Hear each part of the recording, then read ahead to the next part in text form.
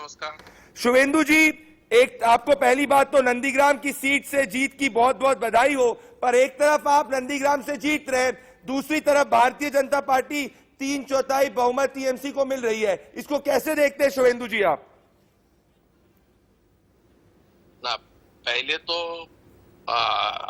आप लोग, आपका जो एग्जिट पोल था उसमें ओनली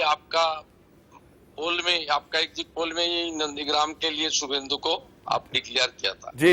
मैं फोन इन में आपको शुक्रिया भी दिया था जी। ठीक है, स्पेकुलेशन है आपका। पर आप उतनी मार्जिन से जीते जितनी मेरी मार्जिन थी। बाकी तो सब मुझे हरा दिया था जी। बिग जितना भी सब हरा दिया था, लेकिन इसलिए मैं फिर एक बार आपका चैनल के ऊपर और पर्सनली आपके ऊपर आभार प्रकट करता हूँ। और दूसरा, जनता का जो आज जो राय आया, ये पूरा लेफ्ट कांग्रेस पूरा सफा हो गया, पूरा मैंने राउटेड आउट। इसलिए ये तृणमूल कांग्रेस ने जीती। तृणमूल कांग्रेस को जितना कमिटमेंट चुनाव के दौरान उन्होंने किया, इश्तेहार में जो रखा, वो लागू करना चाहिए।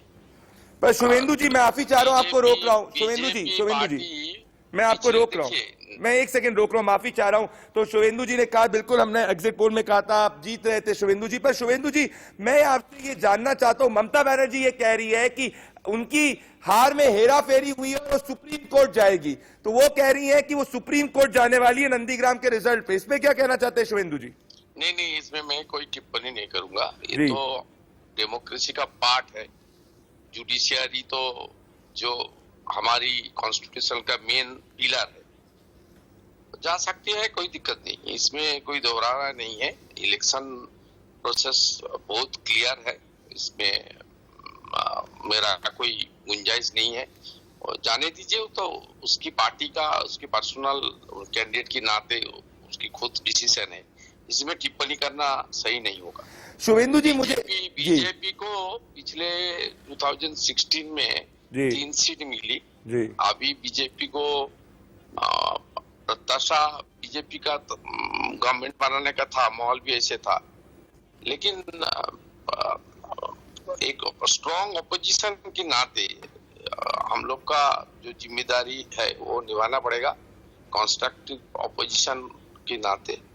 ठीक है, ये तो पॉलिटिक्स तो कंटिन्यूअस प्रोसेस है। ममता बनर्जी भी 98 में पार्टी फॉर्मेशन की और 2001 में हाय एवर ना नेवर नारा भी दिया था। उस बार तो 60 मिला ममता बनर्जी को, वाम मोर्चा आई, वो कोई दिक्कत नहीं, कंटिन्यूअस प्रोसेस है। बीजेपी का पिछले टाइम से बहुत ज्यादा अच्छा प्रदर्शन रहा, और बंगाल में बीजेपी हर वक्त थर्ड पार्टी था। लेफ्ट का साथ टीएमसी का इलेक्शन में कॉन्टेस्ट होता है, लेकिन इस बार बीजेपी प्रिंसिपल अपोजिशन के रूप में उभर आए, ये जरूर ये ठीक है। पार्लियामेंट में शुभेंदु जी, कमी क्या रह गई? शुभेंदु जी, कमी क्या रह गई? आप नंदीग्राम में आपने मुख्यमंत्री ममता बनर्जी को हराया, जो एक अप्रत्याशित, मैं कहता हूं, जीते, पर कमी क्या रह गई? 200 पार अगर टीएमसी हो रही है, तो ये एक, अगर आपने कहा कि परिवर्तन का माहौल था, चेंज का माहौल था, पर 200 पार साथ में टीएमसी हो रही, तो कमी का आपको लगता है कि अगर आप आकलन देखेंगे तो कहाँ कमी होगी? बाजी होगा एनालिसिस करने के लिए, पार्टी का अंदर बैठ के बात करूंगा। ये देखिए, बीजेपी अनुशासित पार्टी है, डिसिप्लिन पार्टी है, इसमें मीडिया में ये सब बोलना ठीक नहीं है। मेरा जो अनुभव है, मैं तो पार्टी का एक प्राइमरी मेंबर था, पार्टी ने नंदीग्राम में कंटेस्ट करने बोला, मैं कंटेस्ट कर लिया। मेरा जो मैं 130 सीट में मैं कैंपेनिंग भी किया।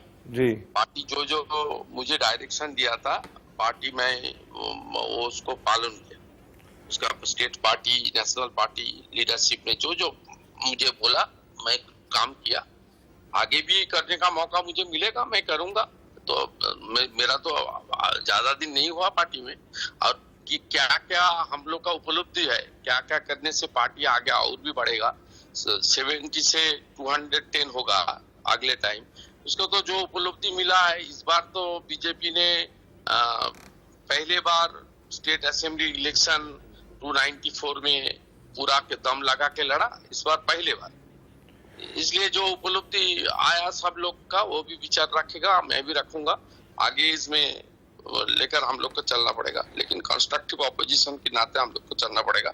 और चुनाव खत्म हो गया और अभी कोरोना का, कोविड का जो सिचुएशन है, इसमें जो सरकार बनने वाली है उसको प्राथमिकता देना चाहिए, और बीजेपी पार्टी भी रिस्पॉन्सिबल ऑपोजिशन के नाते हम लोग पॉजिटिव काम में कोऑपरेशन करूंगा। जी शुभेंदु जी, एक रोक रहा हूं आपको मैं, आपने कहा बिल्कुल कंस्ट्रक्टिव ऑपोजिशन का आप काम करेंगे, पर मुझे बताइए शुभेंदु जी, जैसे आपने कहा कि बिल्कुल इसका आकलन किया जाएगा, कमी करेगी, पर मेदिनीपुर आपका खुद का जिला है शुभेंदु जी, यहाँ एक तरफा आप नंदीग्राम में जीते, पर तब भी लग रहा था ऐसा जमीन से कि आप 70-80% सीट बीजेपी की तरफ जाएगी, यहाँ टीएमसी ने कैसे कॉम्पिटिशन दिया, क्योंकि ये आपका खुद का जिला है शुभेंदु जी? मेरा ईस्ट मिदनापुर में 2019 में जो चुनाव हुआ था उसमें 2 एमपी सीट टीएमसी जीता, आउट ऑफ 16 असेंबली 14 में लीड था टीएमसी का, बीजेपी का ओनली 2 लीड था।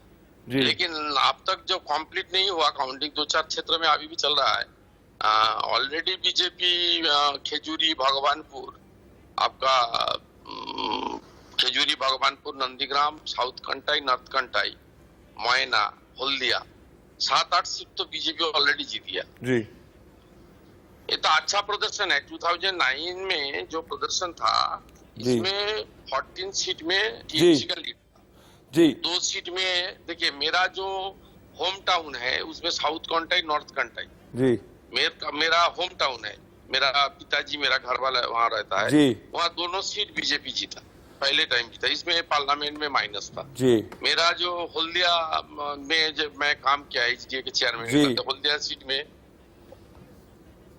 जी बोलिए। अच्छा, ये हल्दिया सीट भी जीता जी शुभेंदु जी। इसमें तोमलुक, प्रेस्टिजियस तोमलुक सीट भी अभी चुनाव जीत गया। बिल्कुल शुभेंदु जी। शुभेंदु जी, आप दर्शकों, आप हमारे साथ जुड़े, आपने नंदीग्राम से चीफ मिनिस्टर ममता बनर्जी को हराया है। जुड़ने के लिए बहुत बहुत धन्यवाद इंडिया न्यूज जन की बात के साथ शुभेंदु जी। बहुत अच्छा, आगे भी काम होगा जी। बहुत बहुत धन्यवाद, नमस्ते, धन्यवाद। प्रदीप, आपकी शुभेंदु अधिकारी से बात हो रही थी, लेकिन उनके मन में इस बात का मलाल जरूर होगा कि 50,000 की मार्जिन का जो वो दावा कर रहे थे उसको नहीं छुपाए। जी हाँ, हमारा किस्सा कुर्सी का इंडिया न्यूज पर यह कार्यक्रम जारी है, लेकिन इन नतीजों के बाद पश्चिम बंगाल को लेकर बीजेपी को यह सोचना होगा कि केवल जय श्री राम या जय सिया राम। वक्त है एक छोटे से